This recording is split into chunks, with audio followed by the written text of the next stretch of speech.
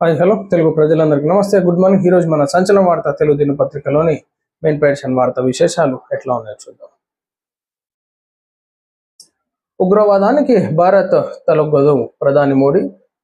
గతేడాది పహల్గాంలో జరిగిన ఉగ్ర దాడిలో ప్రాణాలు కోల్పోయిన వారికి ప్రధాని మోడీ ఘనంగా నివాళులర్పించారు. కుటుంబాలకు అండగా ఈ దాడిలో తమ ప్రియమైన వారిని కోల్పోయిన కుటుంబాలకు ఆయన ప్రగాఢ సానుభూతిని వ్యక్తం చేశారు. భారత్ ఉగ్రవాదానికి ఎప్పటికీ తలొగ్గదని, ఉగ్రవాదుల కుట్రలు ఎన్నటికీ సఫలం కావని మోడీ స్పష్టం చేశారు. దేశం మొత్తం దుఃఖంలోనూ ఉగ్రవాదాన్ని ఎదుర్కోవాలనే సంకల్పంలోనూ ఐక్యంగా ఉండాలని ఆయన పిలుపునిచ్చారు. 2025 ఏప్రిల్ 22న పహల్గాంలో పర్యాటకులపై జరిగిన దాడిలో 26 మంది ప్రాణాలు కోల్పోయారు. సో మొత్తానికి ఉగ్రవాదానికి భారత్ ఎప్పుడు తలొంచదు. ఈనాడు ప్రతిదానికి మేము సిద్ధంగా ఉన్నాం. వారికి ప్రగాఢ సానుభూతిని తెలియజేస్తూ అందరం ఈ ఉగ్రవాదాన్ని ఎదుర్కోవడంలో సిద్ధంగా ఉండాలి, అరికట్టాలి.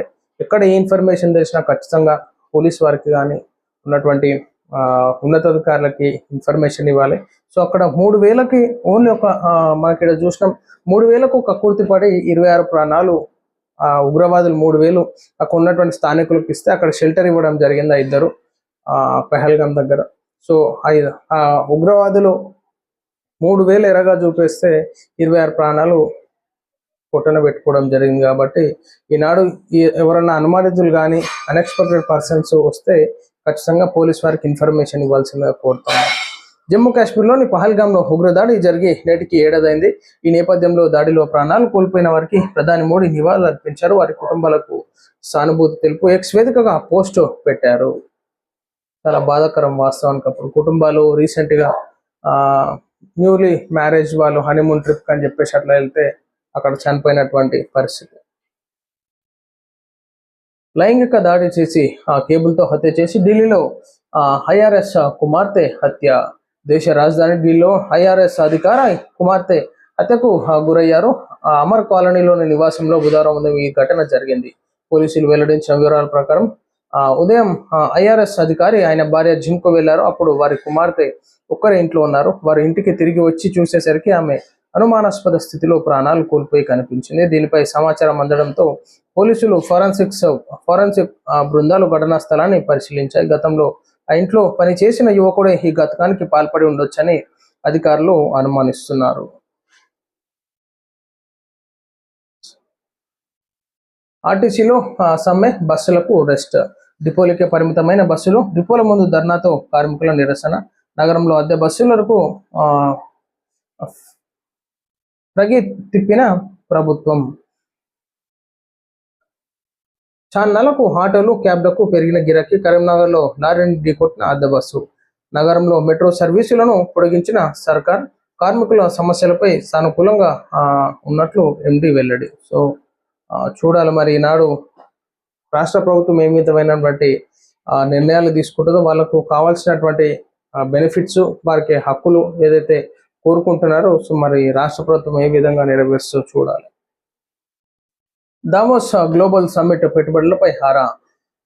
ఎంఓయూలు కుదుర్చుకున్న కంపెనీలకు భూ కేటాయింపులు. ప్రముఖ కంపెనీలకు తొలి విడతలో భూములు. అధికారులతో సమీక్ష, సీఎం రేవంత్ సూచన.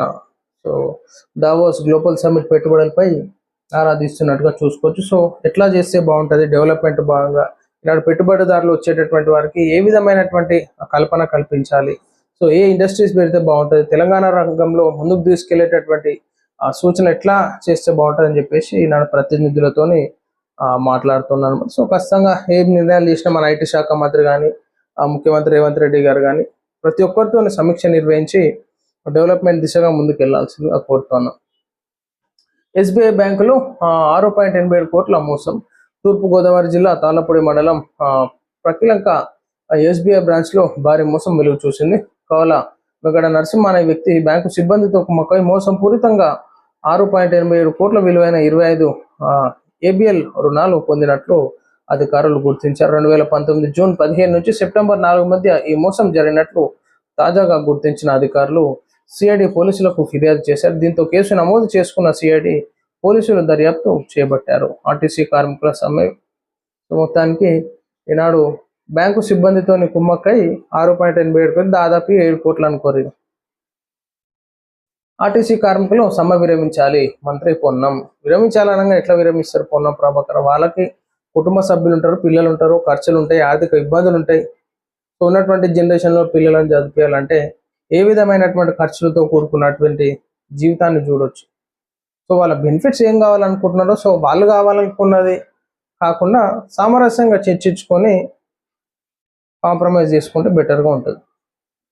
జగన్ ఆదేశాలతోనే పెద్ద దస్తగిరి హత్య జరిగింది, మంత్రి సవిత. జగన్ ఆదేశాలతోనే పెద్ద దస్తగిరి హత్య జరిగిందని మంత్రి సవిత ఆరోపించారు. అధికారం, డబ్బు కోసం ఎవరైనా చంపించడం జగన్ నైజమని ధ్వజమెత్తారు. వైకాపా ఎన్నికల గుర్తు ఫ్యాన్ కాస్త గుడ్డలిగా మారుతుందని మంత్రి మండిపడ్డారు. ఎప్పుడు శవ రాజకీయాలు చేసే జగన్ పెద్ద దస్తగిరి చనిపోతే మరి కుటుంబాన్ని ఎందుకు పరామర్శించలేదని ప్రశ్నించారు. మొత్తం కక్షపూరితమైనటువంటి రాజకీయాలు ఉంటాయి అన్నమాట. సొంత పార్టీ వాళ్ళని చంపించడం, సో ఏడు ఎదుగుతాడని చెప్పేసి కక్ష కట్టి చంపించడం. సో నిజ నిర్ధారణ ఏందో తెలియాల్సిందే, కానీ ఈనాడు మంత్రి గారు అయితే ప్రస్తావన అట్లా అంటుంది. మొత్తం హత్య రాజకీయాలు జగన్ పూనుకున్నానని చెప్పేసి.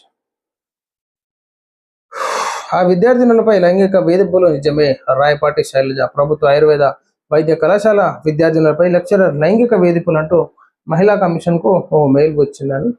సో లైంగిక వేధింపులు ఇది ప్రభుత్వ ఆయుర్వేద వైద్య కళాశాలలో టీచర్లు కూడా అట్లా తయారవుతారు. కేసీఆర్ హరీష్ రావులకు హైకోర్టులో ఊరట. కాళేశ్వరం ప్రాజెక్టులో అవకతవకల విచారణ నిమిత్తం ఏర్పాటు చేసిన జస్టిస్ ఘోష్ కమిషన్పై దాఖలైన పిటిషన్పై హైకోర్టు బుధవారం తీర్పు వెలువరించింది. ఈ వ్యవహారంలో మాజీ ముఖ్యమంత్రి కేసీఆర్, మాజీ మంత్రి హరీష్ రావులకు ఊరట ఎట్లయినా ఏదో ఒక దగ్గరికి వెళ్ళి ఊరట రావాలి కదా. మేడిగడ్డలో ఏం జరిగిందో మళ్ళీ విచారణ జరిపించాలి. ఎంత విచారణ జరిపినా అందరూ ఒకటే తీయనా కేటీఆర్ అన్న. ఏ విచారణ పొడిగించి ఎవరికి శిక్షలు పడ్డాయి తెలియదమ్మా. సో ఇది ప్రజలారా, ఈరోజు చూస్తాను మా సంచలన వార్త తెలుగు దినపత్రికలోని మెయిన్ పేజ్ ముఖ్యాంశాలు. సో తిరిగి మరలా రేపు కలుద్దాం. నమస్తే.